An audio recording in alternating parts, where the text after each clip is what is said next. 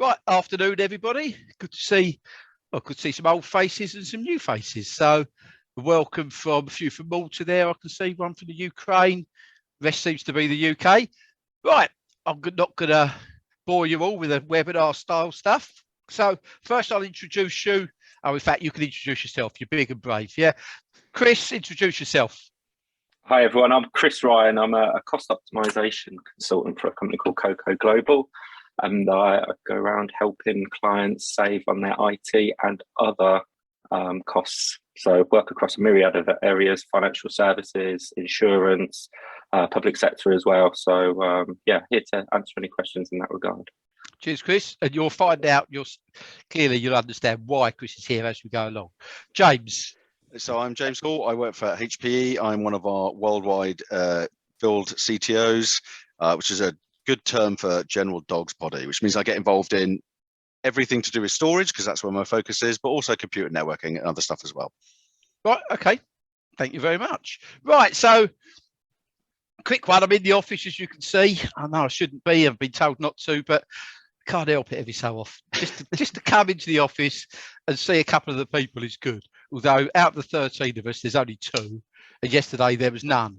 So it's just the way of the world, I think. And it has changed a lot, but I think we're all coping reasonably well, although we do have some challenges, but just the way everybody has. So I'm going to go straight to some questions, really. It's going to be around the industry, how it's changed over the last 18 months, because I see it's changed a lot.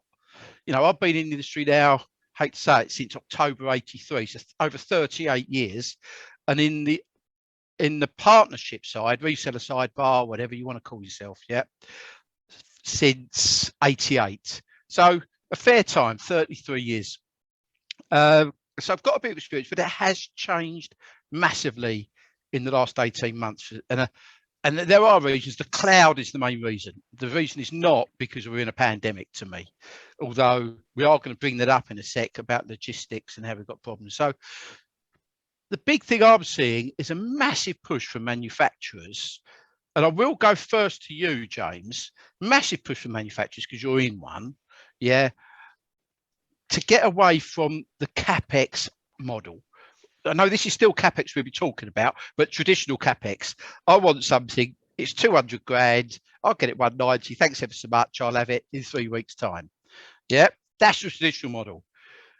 There's the models I'm seeing, we're being pushed by the VMwares, the Citrix, the HPEs, you know, the Ciscos, pay-per-use, pure as well, pay-per-use or subscription model. First, can you explain what they are, James, on those two? Because HP have got Green Lake and now they're pushing Altera, for example. So pay-per-use, tell us about it and what it is and why HPE are pushing it so hard as they all are. So the first thing to point out is, you know, and public cloud is in a manufacturer's world, they're probably the enemy. But I like to think they're a bit like the frenemy, right? Because they have made us and all of our competitors innovate and change. And that is, in any industry, that's a good thing. There is a lot of probably misconception is probably the wrong word, but there are different ways in which to acquire technology, right? You can Capex something, you can lease something. And actually, I've just done a podcast on this internally for our HPE sellers. You know, I like to call it as kind of like Green Lake 1 and Green Lake 2. So Green Lake 1 is the customer wants to buy a bag of bits and they are happy to build it, configure it, optimize it, run it, patch it, lifecycle it, and replace it when it needs to be. But they just want to pay us or you monthly for the privilege of having that technology. That's the kind of Green Lake 1, which is what I think what most people like a lease. Is that a lease? It's kind of. But, you know, as the more you consume, the lower your price goes. It's very similar to how the public cloud works, right? The more you consume, the lower the price goes. You know, we also have, you know, what I class as Green Lake 2, and I'll probably get shot for saying this because this is my own opinion and not because I don't work for the Green Lake business. But Green Lake 2 is a managed service. Green Lake is an HPE. No, Green Lake is a brand. Green Lake is a brand, right? So it's a brand for all things cloud. In HPE. In HPE and in the market and all things consumption. So, you know, if you're using our cloud console, so data services cloud console for storage to manage all of your storage arrays wherever they reside, even though that is a storage operating platform, resides within GreenLake Cloud Services. So we have this kind of the banner for all of our cloud, and we are not in the public cloud business, just so we're clear. The banner for everything that we do that is cloud-like sits in GreenLake Cloud Services. So GreenLake One is customer, you sell a customer a bag of bits and he pays you monthly and you pay us monthly.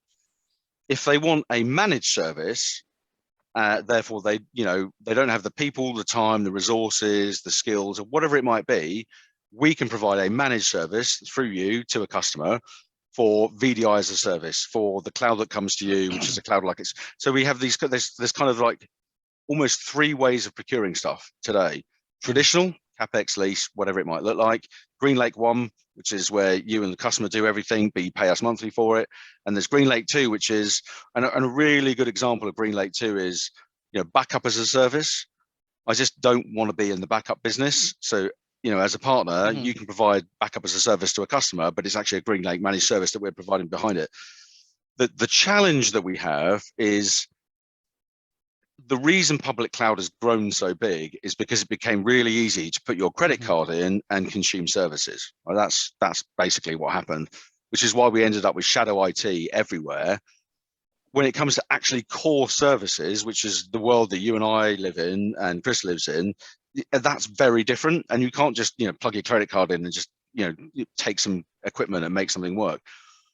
So we're in this kind of like, we're trying to pivot our business. I use the word pivot, but pivot our business to providing everything that we do as a service. And by that, we talk about workload optimized systems, which is, if a customer comes to you and says, I need something for Splunk and I need to ingest 1 terabyte an hour, that could take you and, JK 2, 3, 4 weeks. But we have that already tried, tested, and ratified as a GreenLake managed service. But we can, if you don't want that, but you can take that bill of materials and give that to you and supply it as a Capex. A lot of organizations today have ended up hybrid by default and not by design. Yeah, and that's because someone owns a budget and they've gone, I'm going to take my credit card and I'm going to go and do this. Yeah. The vast majority of customers that I speak to today have no capability or no understanding, when I'll hand over to Chris in a minute, because I'll be interested in his view, have no capability or understanding from a procurement point of view, how to flip from a Capex to a subscription or OpEx. And they're 2 different things, right? So subscription means you never own it, right? So you pay for it. The day you don't want it, you switch it off, but you never own what you paid for. GreenLake One, GreenLake Two, and the other kind of still Capex in accountancy purposes. Exactly. Yep. So you can choose whether you want to own it at the end or not, and that is the big difference. And I think, the IT consumers, the people that we would, you and I traditionally go and sell to, they don't care because it's not their job. The procurement people, Chris, in a second, over to you. They do care because they have to work out. Hang on a minute, this is totally different to everything that we've done previously. Okay. And at that point, I will hand over to Chris because he'll have a much better view than me on that side. So what are you seeing, Chris? Because we're seeing, So I see it across different industries. And to Jamie's point, the Capex model, and using storage as an example, traditionally has been bought on a Capex life cycle of about 5 years, and then people keep refreshing or might sweat the asset for an additional year or so. Yeah, that tends to happen in kind of the more established legacy cash-rich businesses that can put that cash out the door up front and then treat it over those 5 years. The challenge we're seeing now, and there's GreenLake and there's various different offers out there in the market where it is looking to change and radically, modify how you think and approach that model. Some of that I think it's a stretch too far for some businesses, especially if they're entirely IT led and they don't really have either the financial understanding or the commercial understanding, or even just the time, quite frankly. So what you tend to see is just people keep refreshing around, either see the costs go up or they've got a cost challenge and they need to reduce it. They go to the vendor to ask them, how can you help us with this cost challenge? Well, one of the ways you can do that is by flipping over to an OpEx model so that your annual year by year costs are much lower or potentially lower than what that Capex cost would be, depending on how you treat it. But obviously, flip into OpEx, if it's a pure lease model or a pure rent model, you don't own that at the end of it. So their cost yeah. will continue for much longer than the 5 years, and you've got no option then to sweat the asset. Where it's quite interesting, and I think GreenLake are doing that, and we've seen other people in the market do it, is that, I don't want to say hybrid, but a combination of the best of the Capex world, but also the best of what you can do from a lease model. So you have the flexibility, the scalability of a lease model, but ultimately you can own the products and you can treat it according to your accounting. So what you see in most of them, where let's take an industry, city. We're big in the city. I was sitting in the middle of the city now. Yeah.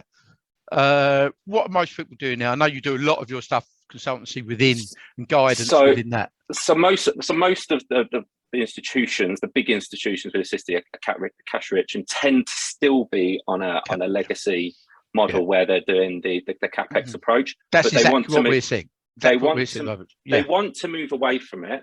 Yeah. If there's a way to move away from it and reduce their costs, they'll do it. Yeah. And in certain instances, it can be done. I think what we're seeing is vendors, the big vendors, getting smarter to that. And again, just to say with GreenLake, they are a little bit ahead of the curve there, and I think have taken that on board to put something innovative on the table, to do a bit of that thinking for procurement, even to be able to say, look, if you want to do it this way, but if you did it this way, you could reduce your costs by X, Y, Z. And that's where it comes into looking at the P&L views and kind of doing a business case on behalf of the customer. That's what we're seeing a lot of the big vendors do, and where they get that success, because the stretching thinking quite often is a little bit too far. And if someone can present that and articulate that for you, and then you can validate that, then that makes it a lot easier. One of the difficulties we see is how high you present it, because that needs to be presented to CEO, CFO, those sort of people. If you're presenting it to a CTO, she or he really doesn't, not only doesn't get it sometimes, we don't really care that much. As long as it's within their budget, they don't really care. So it needs to go higher up, and it's getting access to people higher up. They say, you're an IT guy, why should I introduce you to my CFO? So this is where people like you come in, Chris, or you can march in the big boys, James. Not saying you're not one of the big boys, No, not really, but you're not one of the big boys. Yeah, you're pretty esteemed, as I call you. Yeah. So no, I appreciate it. So I'm going to flip back to this in a sec, but I'm going to go into something now because I think it's really, really pertinent. Not so much to this, but it is a little bit the issue with logistics in the industry, and I will go back, and it does link. So we are seeing things taking 10 months, 4 weeks, 6 months, etc. There seems to be a worldwide shortage of pretty much anything with silicone in it. Yeah, is that right? Yeah, correct, yeah. And I'm sure COVID didn't help with the factories shutting down and then boats getting caught up in bars, in a canal, all this sort of thing. None of this helps. Seems to be the perfect storm. And I'm going to go to you, Chris, on this. What are people doing about it? Because I'm going to waffle for a second.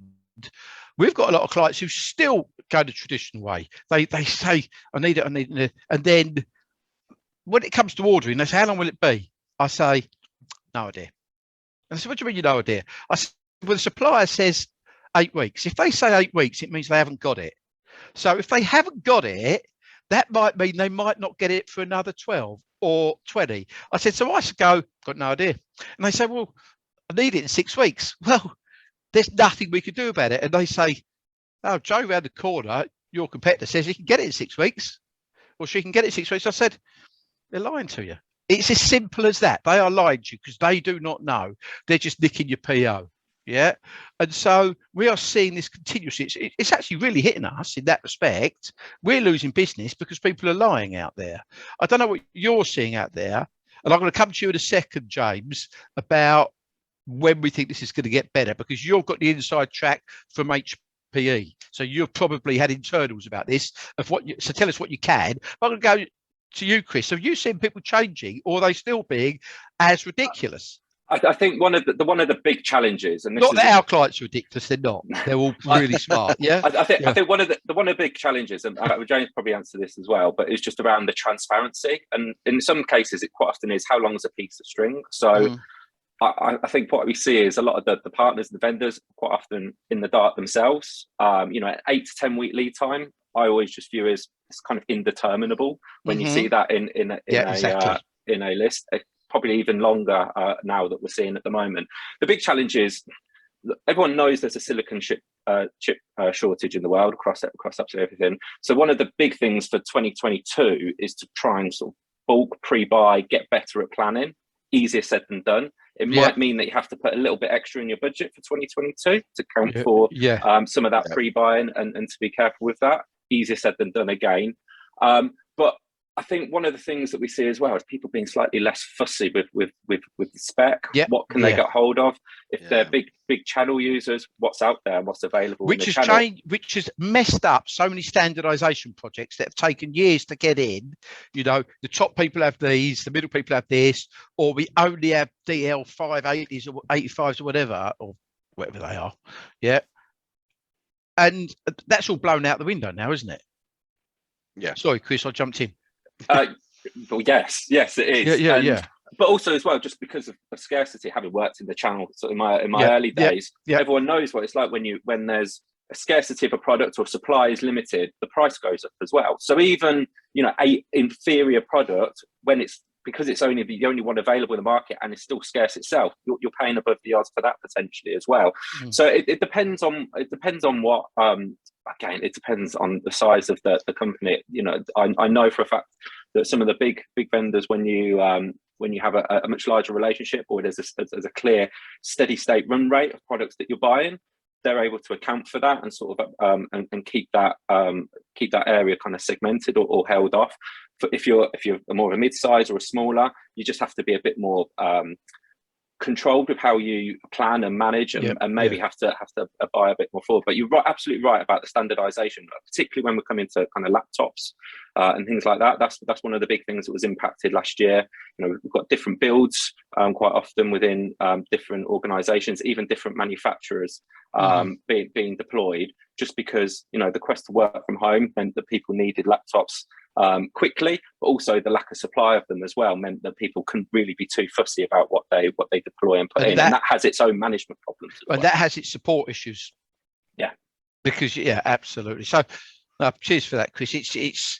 We're saying to our customers, don't believe anything you hear unless someone says they've got it in stock. And then buy it then. But no one's got anything in stock because if it was in stock, it's been sold. It's the chicken and egg. I mean, sorry. So what are HPE saying then? So you're obviously hearing it from inside. What can you tell us they think the market? How long is it going to be? I'm going to tell you what's publicly known. This is across all of us, right? It's not just HPE; it's all of our competitors. The constraints that we have today will probably not ease until 2023. That's a fact. And we can't. And silicone is the root cause. And actually, I don't know how true this is, but I did a session about 2 weeks ago, and someone was regurgitating a report they read that Tesla have stopped putting USB ports in cars because it's a waste of the silicone that they need to put somewhere else. Now, how true that is, I don't know. But the reality is it is a real problem for all of us. The second challenge that we have, and this becomes, a support and break fix challenge, is the manufacturers don't want to make the old stuff. They want to make the new stuff because that's where the demand and the margin is, right? So, supplying kit is one thing, supporting kit is another thing. And we will all start to see challenges on both fronts. I would say any organization, partner or vendor that says they can deliver something in a couple of weeks probably isn't telling the truth. Today probably isn't telling the truth, because the reality is we just can't. Right? We just, it's not unique to us. Now, how different vendors address those problems is another thing. Well, when I can't say the numbers, right, but we have a significant amount in backlog. Backlog meaning we've got orders and we need to supply. What we have done, and and Chris was saying, it depends on the size of your business. Actually, in the current market that we're in today, I don't think it does, right? Because we're Hewlett Packard Enterprise, right? We should carry a load of muscle and we should be able to bully our way into anything. I genuinely, and I don't know this for sure, this is my opinion, not the company's. I don't think that's the case at all. But what we have done is right, if we look across our entire portfolio, what are the most popular CPUs, most popular memory DIMMs, most popular NIC cards, and we have created mainstream products. and we encourage, you know, partners and customers to order mainstream products, because they are the products that we have focused. Either we have a load of them in the warehouse, or we have an agreement with the manufacturer that enables us to supply those in a timely manner. That is the way in which I'm pretty sure probably most of our competition are doing the same. The fact of the matter is, and I will say this, and I have done this in every session I've done recently, if you're a customer, if you're an end user, or if you're a partner like yourself, you know, working with an end user on a project, you should factor in 8 to 12 weeks on top of what you would normally factor in for shipment delays. No, you should. And, you know, if you've got, you know, if you're a customer and you have someone else quoting you that they can get it in 2 weeks, right, then get the vendor on the phone with that partner to confirm that's the case. But I'm going to jump in there. We found today Cisco switches that someone asked us to quote on support, that we went to Cisco, and they were grey. They're brokerage, they're bought from unofficial channels. So Cisco won't support them, won't support the warranty. Now, the brokerage market, from what I see, what we come across, has really done well out here, because they've got a lot of kit sitting around. Not a lot of it, but what have you got? I've got it. They can ship it next day. Client hasn't got a clue. So for the people listening here, if someone's saying they can get things really quickly, make sure you say, I want the HPE account manager, the Cisco account manager, just the Pure verify account, just clarify it. Verify it. Because there's nothing worse than, you know, having a deal 380 arrive, you know, and you install it and everything's great for 2 months, and then you come to raise a support call and we know nothing about it. Yeah, exactly. Right, because that is the reality, and it is, you know, I was going to swear then, but I'm not going to. It is always the way, right? You buy something, and knowingly or not knowingly that it is legitimate or not legitimate, you guarantee the minute it will go wrong very quickly, and the minute it does, you're on your own. Absolutely. Right? And that's the thing. So we're in that world today as a customer. You know, you need to verify everything that you're buying, and if that means, you know, and this might be tedious from a procurement point of view, getting a HPE on the phone or getting your HPE account rep. It's not tedious. You're spending 50,000, 100,000. Oh, you're protecting. Just speaking to the account manager, protecting yourself. Easy, and because yourself. So what are you seeing there, Chris? But it's the transparency is absolutely key. Yeah. So, you know, anyone engaging or being offered. I think I'm quite engaging, Chris. But it's that old adage. If it's too good to be true, it probably is. And you need to look at and triangulate the different opinions, and always have a relationship with a vendor. No matter where you buy it from, always make sure you've got that relationship with the vendor still, who can validate. And I mentioned it at the start, it's just about the transparency as well. Most buyers would rather being told a straight answer from the source that might affect their project timelines, might be bad news, but you'd rather know that right at the beginning than go into a project headlong, have a load of resource, and you find it's held up and you can't complete it, and there's various issues affected to that, and additionally incur costs. So, you know, I have to take James's point there on face value. No, 12 to 14 weeks on top of what you're looking at, then that's what businesses have to factor into. Yeah. There's no escape from it. No. Yeah, absolutely. And so the bit that's getting to me is people say, oh, yeah, but we can escalate it through such and such because they're bigger than you. Well, no, hang on a sec. If 90% of the orders out there are escalated already, that means none of them are escalated. Would you say that, James? So I can absolutely attest to this. Is at the moment now, it doesn't matter how big you are or how small you are. Whoever shouts the loudest, whoever swears the most, and whoever ruffles the most amount of feathers gets what they want. And it is literally, actually, a very good description is like snakes and ladders. It's that kind of, you know, internally we are playing a snakes and ladders board game where we are moving inventory between orders because either someone shouted louder, someone has got the ear of someone higher up, because that happens, right? That's how this world works. It is exactly like that. It is exactly. You know, we do our best to fulfill every order for every customer, regardless of the revenue that they're spending or the size of that business. But in the world that we live in, who shouts loudest and who knows the highest goes the furthest. I'm and very gets fortunate that I do know at HPE, especially the top level. It is, So, and do you know what? And I've been at HPE a long time. You know, it is not what you know; it is who you know.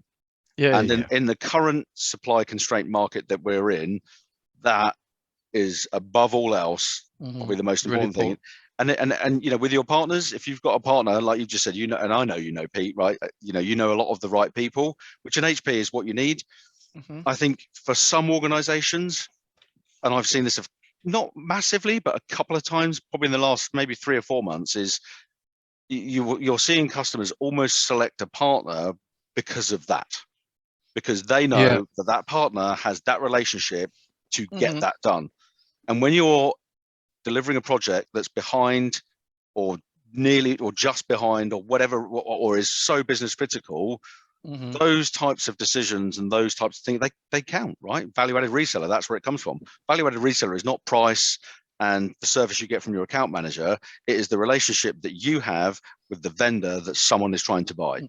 Because sometimes that's more important. I'm going to get onto the value add now. We haven't got too much longer. We've got about 10 minutes, yeah? I'm going to get one. This is for you, Chris. The value added side, yeah? Now, good thing or bad thing, we tend to do massive amounts because most of our deals we do are fairly strategic and fairly large, yeah? Fewer of them, but lots of, we do a lot of pre-sales, yeah? We might spend days, weeks, got one going at the moment, 2 years it's gone on for, so not got an order. But sometimes in procurement, and I think your new style procurement, they say, oh yeah, but such and such can get it for 50 cents cheaper. But we've just spent weeks working with you lot doing right. So, but it's a lot easier. I think it's more measurable to measure that someone's cheaper than somebody else. If someone said, there's 3 quotes, look at that's the cheapest I bought from them. How is that measured internally? How do you tell your customers, Chris, to measure that, or do they not measure it? Or how does that work? Well, from the value add and the value add reseller, I mean, it is something that's massively changing, and certainly from a procurement point of view, the days of going, getting 3 quotes for the same product and then picking the cheapest is gone, because I think it's become quite apparent that there actually isn't much value derived from that. Yeah. The value within the business is we're starting to see a lot more consolidation. So pick 1 or maybe 2 resellers of choice that you can then look to funnel as much revenue through as possible. Yeah. And the reason behind that is because if you've got more revenue going through a single reseller, you've got more leverage. If you've got more leverage, you've got better ways of extracting more value out of that reseller.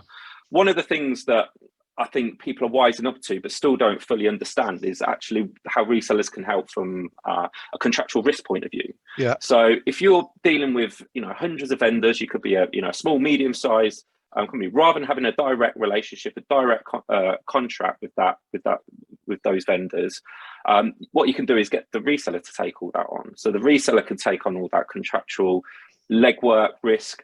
You have one contract with a reseller, they then flow those terms down to all the different vendors.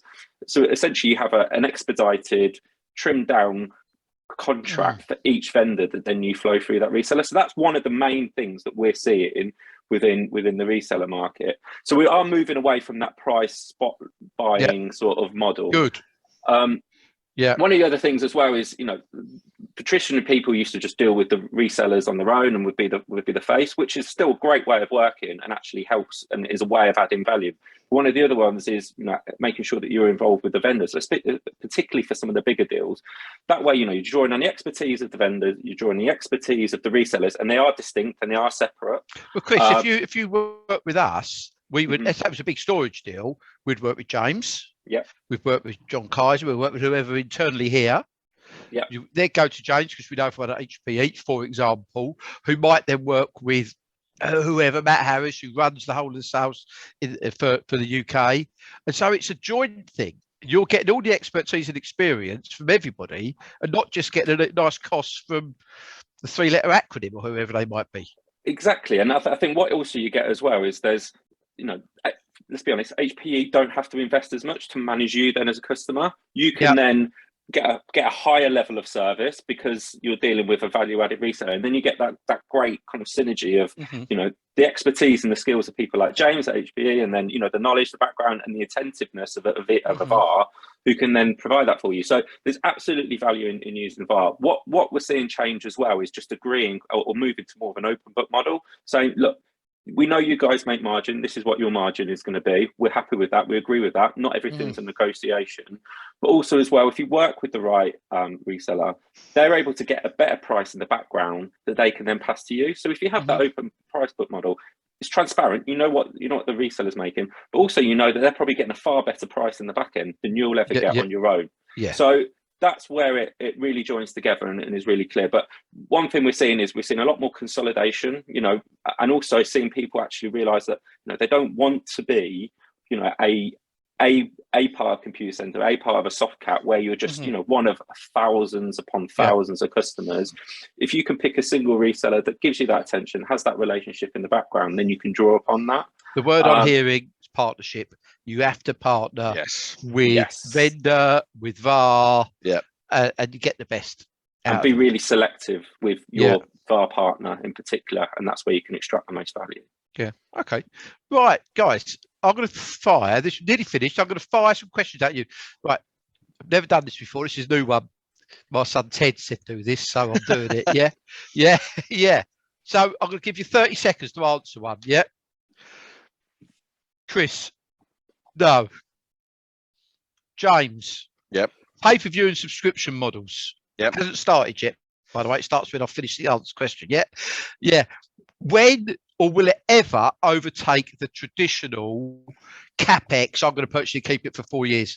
Clock has started. I don't think it will ever overtake. I think it will come close. I think the challenge we have is, the subscription and the, your Netflix, whatever it is the challenge that a business has is they will pay and pay and pay and never own it at the end. And for that reason alone, I think Capex will probably always stay ahead, but not very much. Right. And I think it will fall down to hardware and software and services.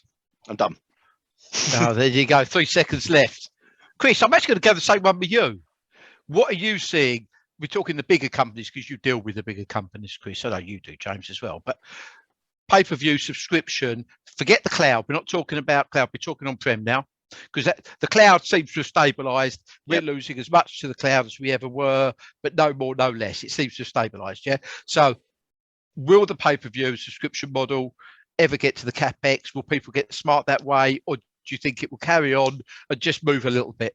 So for software, absolutely, it's already there. The tipping point's long gone. For software, so everything is software subscription. Anything that gets tabled, if you've got perpetual licenses, vendors really want you to go to subscription because that's where the money is.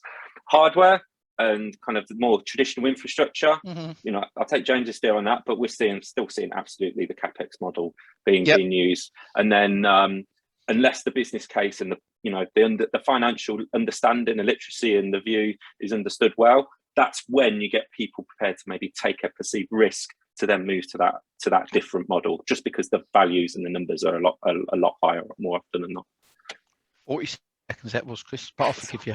Yeah, I'm all give today, all give. Right, James, 30 seconds.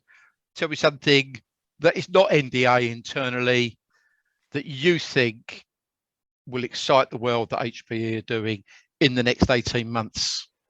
So I think, the biggest drive that we've got at the moment is all around cloud-based operations, right? That is managing your compute farms, your storage arrays, and we've been doing it for ages on Aruba, but being able to carry out configuration tasks, patching and life cycling of software and stuff like that across the HPE portfolio without ever having to connect to a physical device again will fundamentally change the way in which people have managed our hardware forever.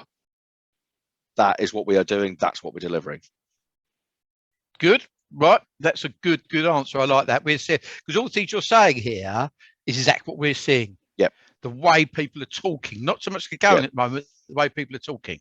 Got my dog saying hello, by the way. She's just jumped on the bed to say hello to me. Sorry. I would say hello, but I don't know you. That would be a bit forward, wouldn't it? Yeah.